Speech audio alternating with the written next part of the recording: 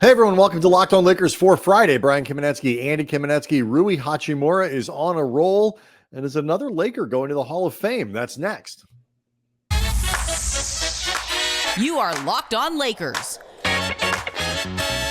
your daily Los Angeles Lakers podcast. Part of the Locked On Podcast Network, your team every day.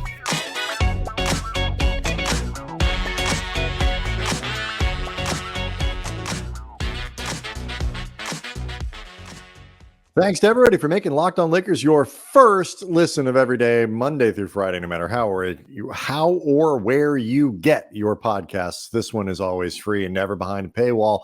And it's where 23,000 subscribers, Andy, at Locked On Lakers on YouTube are all looking forward to a big weekend for the Lakers. Huge back-to-back with the Cleveland Cavaliers on Saturday and the Minnesota Timberwolves on Sunday. We will talk a little bit about that. Talk about the happenings around the league. The Lakers finally got a little help in the games that were played on Thursday night. And Magic Johnson and James Worthy apparently are breaking news getting ahead of the media. All of that to cover on today's show. But first, Andy, let's talk about Rui Hachimura, because I know this last stretch that he has been on has been fun for you to be watching. Oh, you are correct. It has been enjoyable. I feel in a lot of ways, Brian, like, you know how an activist will spend months, maybe even years, and finally, a law passes or somebody who've been erroneously incarcerated will be freed from prison for like after like a decade wrongly behind bars. Exactly. That's how I feel. I feel like I've done something just as important in the way that I've been lobbied. Dare I say, Andy, more important. Those people in jail, they're not going anywhere. They can get out next week. We've got a season to worry about. Yeah, I mean, I don't know some of those people in prison as bad as I feel for them. Rui's playing time directly affects exactly. My life. Rui Hachimura has, for those been paying attention, been on quite the roll lately. Dan Wojcicki from the LA Times, friend of the show, has a feature out in the LA Times people should read about Rui. And one thing he pointed out, since February 3rd, since Rui entered the starting lineup and stayed there, he is shooting 59% from the field, 45% from three-point range. Probably has something to do with the fact that the Lakers, since February 1st, 20-8, the second best record in the West, third best in the league, tied behind Denver and Boston, second in offense during that stretch of 28 games. And Rui has been absolutely in the middle of a lot of things going very well. His road trip, he played extremely well, picked up his rebounding. That's a big thing to me. Keep going. I'm just saying, I'm glad you mentioned the rebounding, because a multi-dimensional Rui Hachimura is important. Carry on. Well, I mean, look, even as somebody who has been a card-carrying member and president of the Why the F Isn't He Playing More club, I've even acknowledged for a rebounder at his size, with his athleticism, he's been lacking. But these last few games, he's been doing terrific work on the glass, and just he has been a really big part of this strong stretch of play the Lakers have had that, despite not moving up in the standings at all, has made them look like a very credible team should they end up getting into the playoffs. Well, critically, though, I mean, if they hadn't been playing like this, they'd have been moving down. That's true. It is, and Sacramento, the Knicks beat Sacramento on Thursday night, so Lakers getting a little bit of help. They are now only one game in the loss column behind the Kings. Obviously, you need to pass the Kings clean to gain any momentum there. But now all of a sudden, the Kings are squarely in the Lakers' sights. The Pelicans are in the Lakers' sights, particularly with Zion's status a little bit fuzzy going forward. The Pelicans are are hitting a bit of a skid at the wrong time, to say the least. And now, the Lakers do play the Pelicans one more time in a game that certainly could be very significant at the end of the year. I mean, can you imagine how exciting it would be? Like that game was like for the 7 or the 8, like who's going to play at home in the play-in game or something like, the 8 versus the 9, like the implications for that game could be bonkers. But the Lakers got to keep winning, and Rui is central to that. And we'll get into some of these other things that are happening, relative to, how this is impacting the Lakers' ability to win this, this weekend and going forward in the playoffs and all that stuff. But the quote in Dan's article that, and I've seen it in a couple spots that were interesting, was the one about like, well, why wasn't he playing earlier? And I thought this was fascinating. This is Darvin's answer to that question. Here are the reasons why the Lakers, in Dan's word, didn't automatically just hand him the keys to a starting role. Quote, just trying to focus on the small things, constantly on him about his awareness and activity defensively, just his communication, being in the right spot early. He's been drawing from tough individual matchups, and it's kind of like where we have, when that guy doesn't have the ball, it's like, whew, I can relax. Well, it's not like that. It takes all 5 guys to get a stop. And after you do your job on the ball, that ball gets swung. Now you've got to be in a position to support your teammates who supported you earlier in the possession. Just him doing the little things, sprinting back in transition, guarding his guy. Once he's done guarding his guy, his activity and alertness and awareness on the weak side of defense. So Darvin is basically pointing to stuff that others have pointed to, where, Rui's consistency on defense isn't always where it needed to be. And you talked about the rebounding, it not always needing to be where it needed to be. But there's also like part of how he got back into the starting lineup. It wasn't necessarily some master stroke of like, okay, the Padawan is ready now. They were out of dudes. Like, no, they had to put him in the starting lineup because they needed a power forward that day. Vando got hurt. Vando, right. And by the way, Vando in the starting lineup, he had been there for a couple games before getting hurt and the current injury we're dealing with right now. Vanderbilt in the starting lineup would have been a perfectly acceptable way for seemingly where Darvin was going to go. And to be fair to Darvin, while I think he made a lot of decisions that made this whole process generously 10 times harder than it needed to be, I do think Darvin had entered the season planning on starting Vanderbilt, and then Vanderbilt's preseason injury combined with Rui not playing great during the preseason and Taurean Prince having a very good preseason led and then to Rui got hurt too. Right. And Rui got hurt, and there were certain elements that were not in Darvin's control. Certain elements where I, again, think Darvin made it harder than need be. But there was also, too, and remember, I asked Darvin directly about not just the lack of, or the reticence to go back to a starting 5 from last season, trying to replicate, D'Lo, Austin, Vando, AD, LeBron, or D'Lo, Austin, Rui, LeBron, AD, like as a starting lineup, just his reticence to seemingly play those combinations together at all. I asked him directly, is there something you saw in the playoffs last year that made you feel like these combinations would be vulnerable? Like trying to essentially tee up, like, I'm really asking, is there an explanation? And the answer was basically, no, not really. I mean, like there really was not. I mean, you're paraphrasing, but yes, not really. Not by a lot. No, you're right. His answer was, in so many words, it's just sort of the way things have shaken out. And he talked about Taurean's 3-point shooting. And we've talked about before, Taurean has been beaten up in a lot of ways by fans in ways that are really more about Darvin than Taurean. But like, you look at, for example, Synergy just put out some stats for March. Offensive efficiency in the month of March, minimum 12 possessions per game. Number 1 in the league, Rui Hachimura, 1.31 points per possession more like Rui Hachimura, am I right? 13.2 possessions per game, 17.3 points during that period. By the way, LeBron coming in at number 10. Yeah.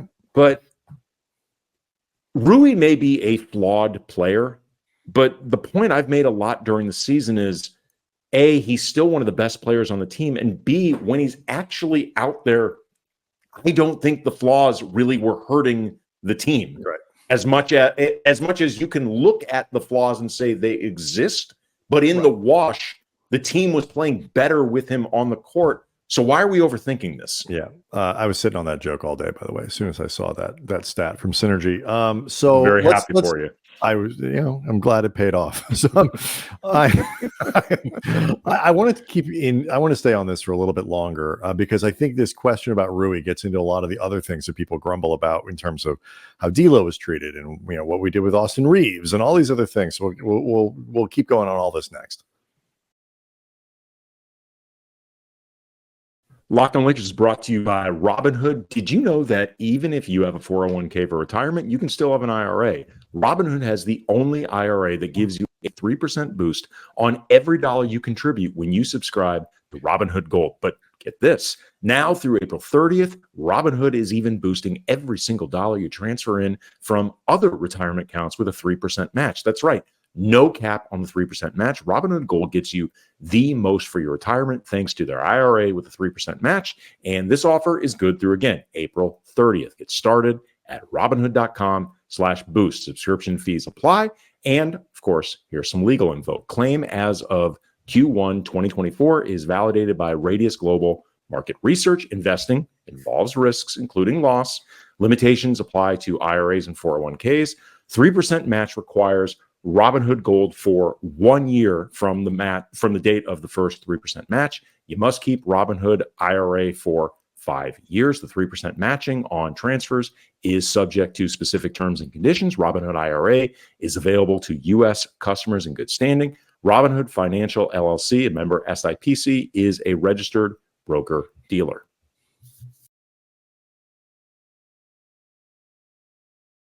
So one of the things I think is interesting about this, Andy, is like, I agree with you. Like there was a certain lack of consistency and like you say, a lack of trust that goes into, and even as I was like, I understand the criticisms of Rui's game and, the idea that, that he's sort of like being unfairly punished or like there's nothing wrong, nothing going on there. I'm not sure that's totally fair. He wasn't playing great at the beginning of the season and he got hurt. That said, like at some point, the easiest thing to do is just the easiest thing to do. And whether that means just, okay, he's not starting, give him his 24 minutes consistently every night off the bench, make him one of your main cogs off the bench. So it's not 28 one night and 12 the next and 32 one game and then 8 the next and these wild swings. And I think it's one of those things, like you go back and you look at some of these other pain points for the Lakers over the course of the season that seem kind of ridiculous now based on how players are playing. And I think people point to benching D'Angelo Russell. They point to benching Austin Reaves at the beginning of the season. And all three of them being benched at one point together. Right. That's how they became friends. Yes. Bonding time. It's like in each one of these things, the benching of D'Lo, I didn't quite understand in the moment. Reaves, though, I think when you go back and you look at it, Reaves was playing terribly. And the Lakers were not playing well. And there were people screaming for, we got to do something, got to change something, got to do whatever. I mentioned the idea of breaking up that backcourt probably 2 or 3 days before Darvin did it. Right. And then the other thing about the Reaves benching, it was so early in the season, but the other thing about the Reaves benching is you could make a solid argument that it worked because he went to the bench, he started playing better, eventually worked his way back into the starting lineup and has been at a much higher level since then. Of course, you could also say too, they just needed to give him another 5 or 10 games to work through the early season fatigue that he clearly had, the dead legs.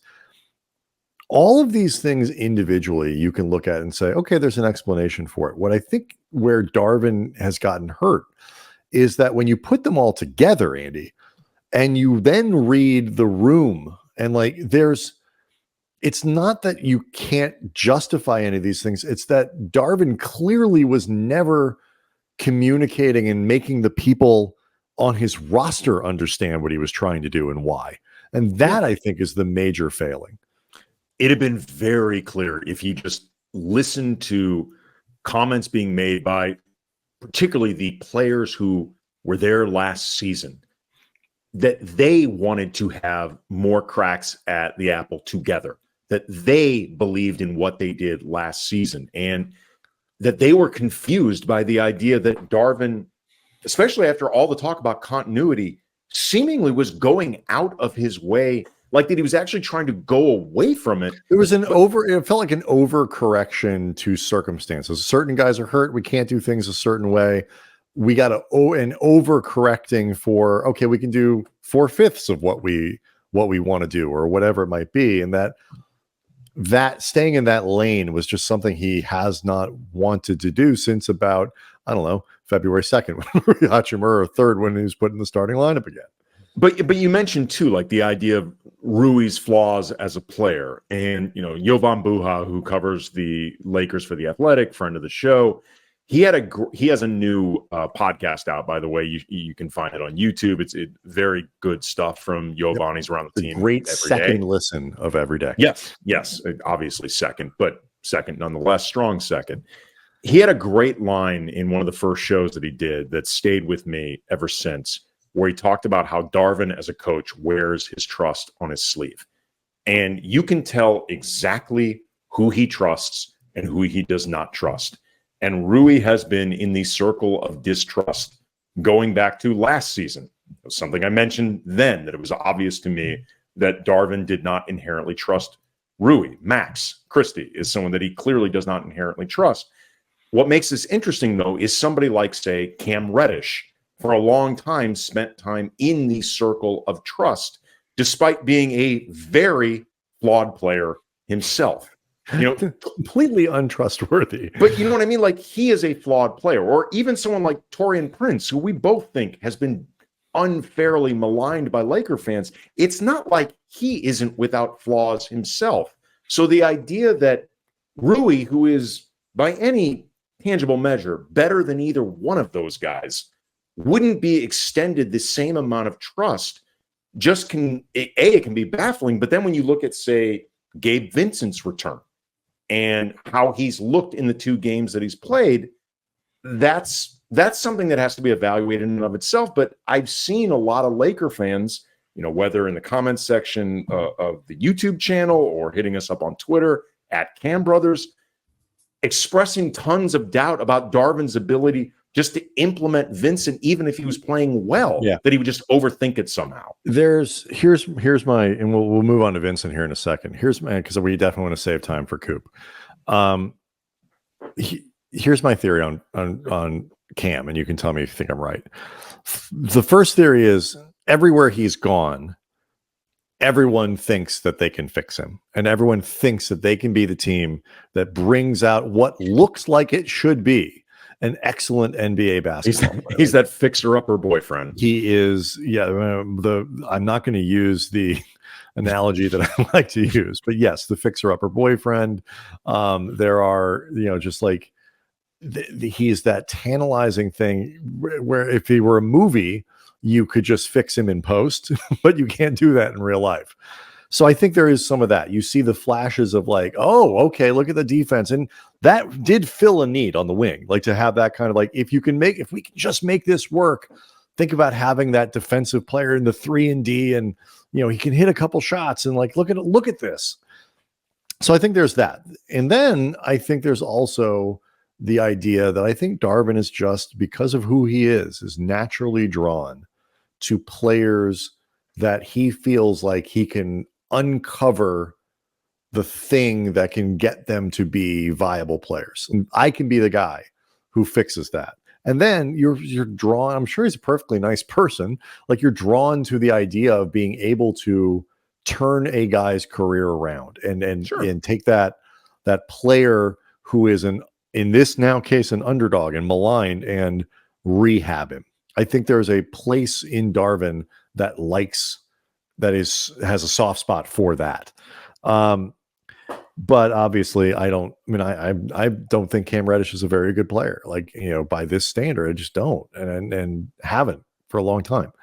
So it is at least good to see that Darvin, whether it's because there are no strings for him to really pull that makes sense in terms of messing up the rhythm that they have, or it's just finally come together in the way that they hoped it would come together in game 30. It just took 25 extra games because in the coaching staff's mind, too many guys were hurt, or they weren't getting the performance that they needed, or Rui wasn't doing what they needed him to do in order to play like this and be given this, whatever it is.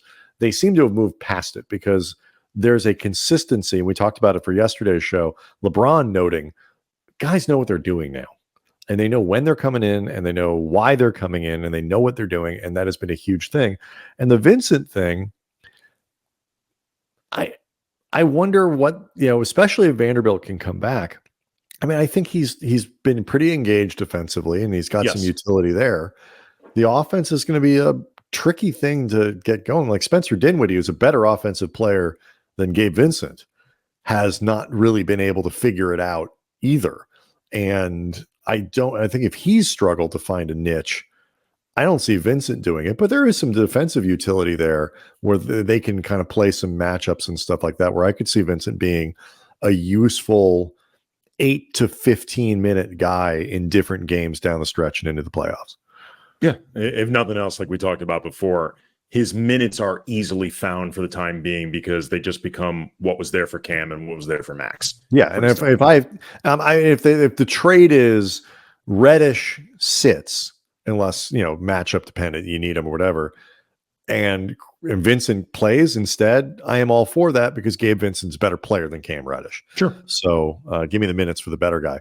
Is Michael Cooper going to the Hall of Fame, Andy? His teammates seem to think so. We'll get to it next. Locked On Lakers is brought to you by Amazon Fire TV. Fire TV is your destination for sports, from live games to highlights to in-depth analysis. Fire TV offers amazing viewing experiences with smart TVs, as well as the Fire TV stick that you can plug into your existing TV and provides yourself with access to millions of movies and TV episodes, as well as free and live TV. We have a Fire TV stick in our kitchen TV. We have all these different options now. As you're making dinner, you can watch. It's awesome. And whether it's opening weekend for baseball or the college basketball tournament, you're going to want to have a Fire TV. Fire TV recently created Fire TV channels to deliver a constant supply of the latest videos from your favorite sports brains, all for free. And that includes all of us at Locked On, plus all the big pro leagues and the college conferences. There's also news, entertainment, gaming, travel, cooking videos. Check out Fire TV channels on Fire TV and Alexa devices. And if you haven't checked out Fire TV channels, seriously, do this. Trust me, you'll enjoy them. To learn more, visit www.amazon.com/LockedOnFireTV. Locked On Lakers also brought to you by Nissan. Are you the kind of driver that likes to push things a little further? Ever wonder what adventure could be around the corner? Well, our friends at Nissan have a lineup of SUVs with the capability to take your adventure to the next level. How about the Nissan Rogue, 2024 Nissan Rogue? It is perfect for city drives, but also for great escapes. Class exclusive Google built-in is always updating your assistant, on call for almost anything. Gone are the days, Andy, of connecting your phone to Google Maps, Google Play Store. It's all right there in the 12.3-inch HD touchscreen infotainment system.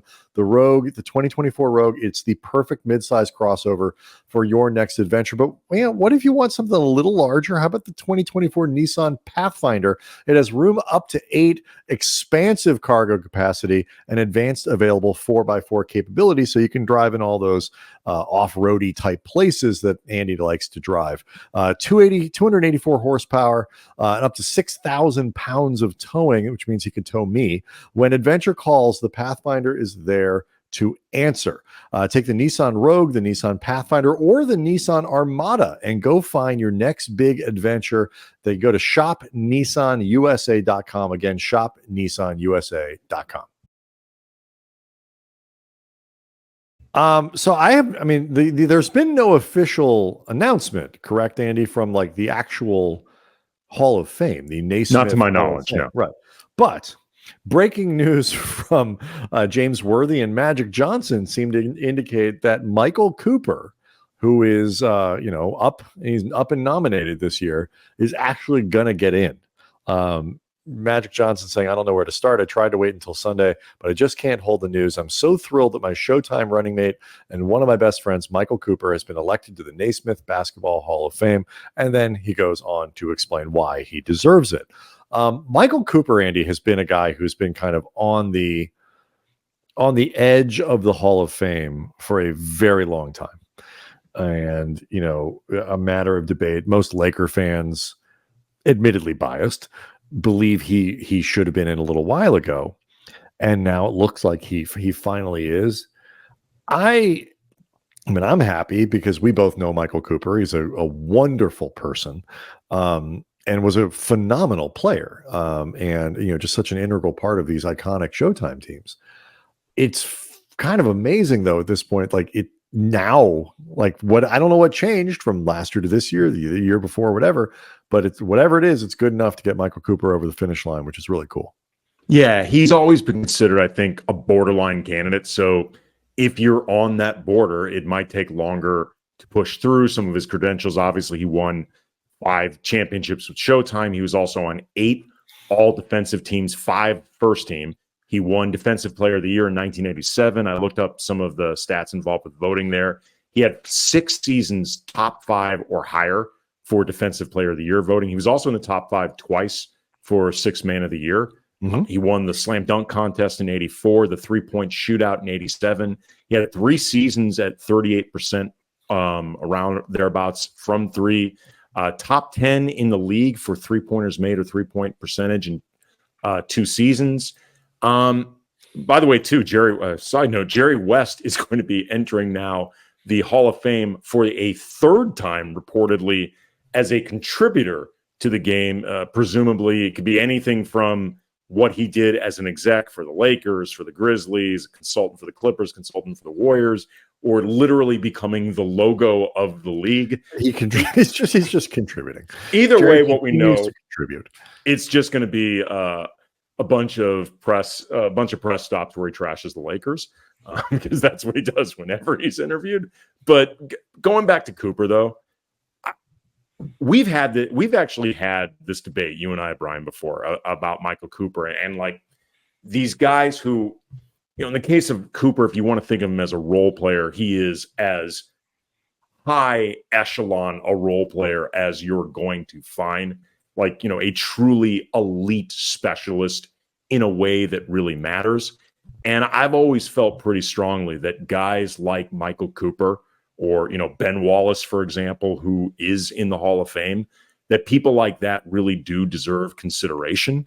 And, I will fully admit, growing up in the 80s in St. Louis, I did not see all of Michael Cooper's games. No, but I have those back then.